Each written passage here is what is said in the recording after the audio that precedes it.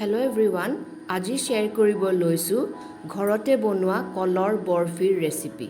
আমাক লাগিব এটা কল, আধা কাপ আটা, আধা কাপ গুড় আৰু 2 টেবুল স্পুন চুজি আৰু চপ নাটছ। প্ৰথমে মই কলটো সৰু সৰু টুকুৰা কৰি কাটি লৈছোঁ।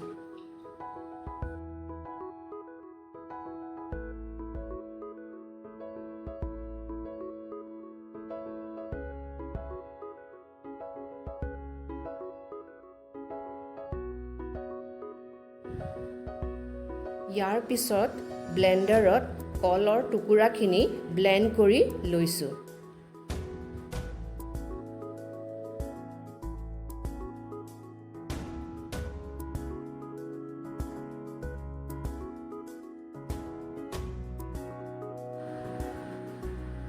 মই প্ৰথমতে গেছটো জ্বলাই লৈছোঁ আৰু ফ্লেমটো ল' কৰি ৰাখিছোঁ। কেৰাহীখন পাতিছোঁ আৰু কেৰাহীখন গৰম হোৱাৰ লগে লগে আধা কাপ গুড় ইয়াত দিছোঁ।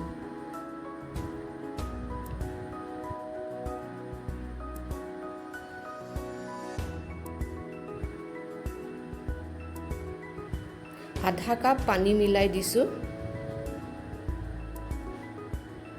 আৰু সুন্দৰকৈ লৰাই দিছোঁ যাতে গুড়খিনি ভালধৰণে গলি যায়। অলপ উতলিবলৈ দিছোঁ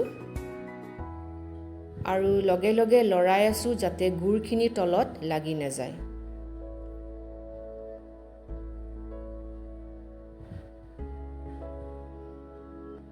গুড়ৰ চিৰাপ আঠা হোৱাৰ লগে লগে গেছটো অফ কৰি দিছোঁ।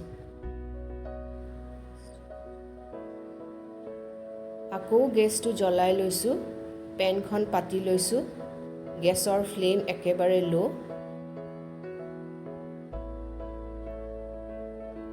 পেন গৰম হোৱাৰ লগে লগে 2 টেবুল স্পুন পিয়ৰ ঘি ঢালি দিছোঁ।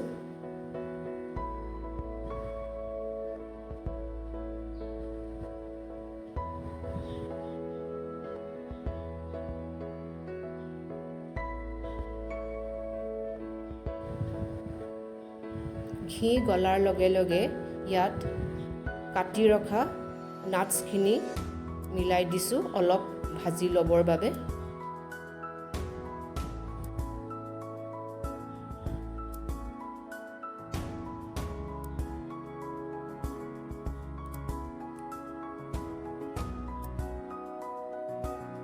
অলপ ভজাৰ পিছতে নাটছখিনি উলিয়াই লৈছোঁ ঘিৰ পৰা।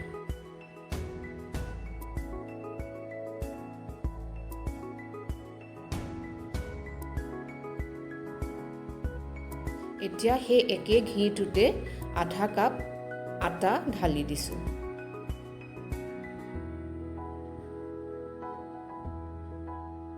সুন্দৰকৈ লৰাই দিছোঁ যাতে ঘি আৰু আটা সুন্দৰকৈ মিলি যায়।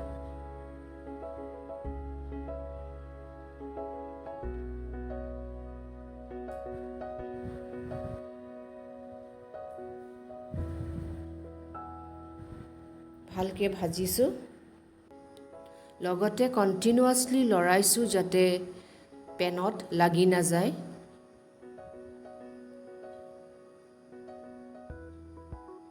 এয়া 2 টেবুল স্পুন চুজি ইয়াত মিলাই দিছোঁ।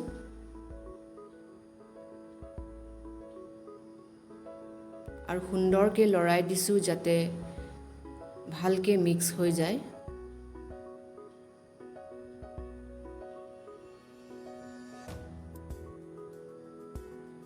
এতিয়া ইয়াত কলৰ পেষ্টটো মিলাই দিছোঁ। আকৌ ভালকৈ লৰাই দিছোঁ যাতে কলৰ পেষ্ট, আটা আৰু চুজিখিনি সুন্দৰকৈ মিক্স হয়।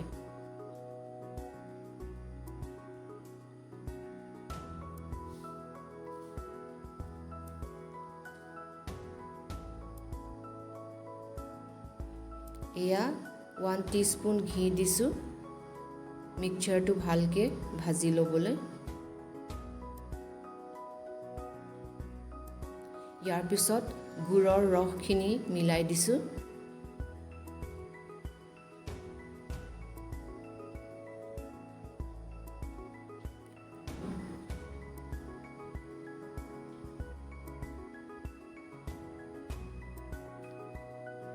সুন্দৰকৈ লৰাই দিছোঁ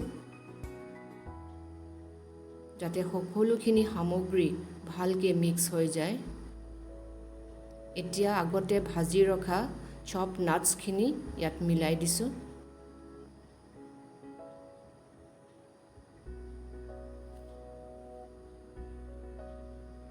এয়া মিক্সচাৰটো শ্বেপ ল'ব পৰা হৈছে।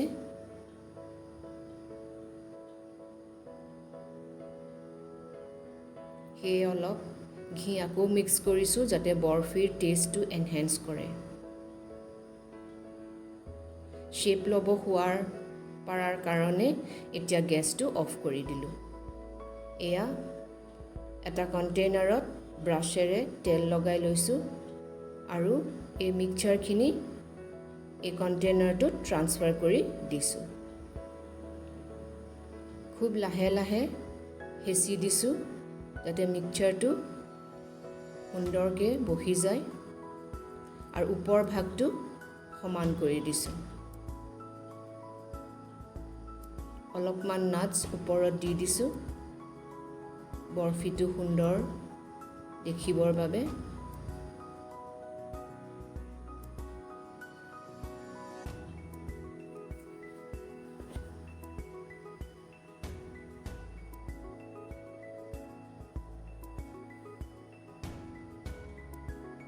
আৰু এতিয়া ইয়াক 2 ঘণ্টাৰ কাৰণে ৰেষ্ট কৰিবলৈ থৈ দিম। এয়া 2 ঘণ্টা হৈ গ'ল, কমপ্লিটলি ছেট হৈ গ'ল। নিজৰ ইচ্ছা অনুযায়ী শ্বেপত কাটি ল'লোঁ আৰু এয়া মোৰ ঘৰতে তৈয়াৰ কৰা কলৰ বৰফি ৰেডি হৈ গ'ল।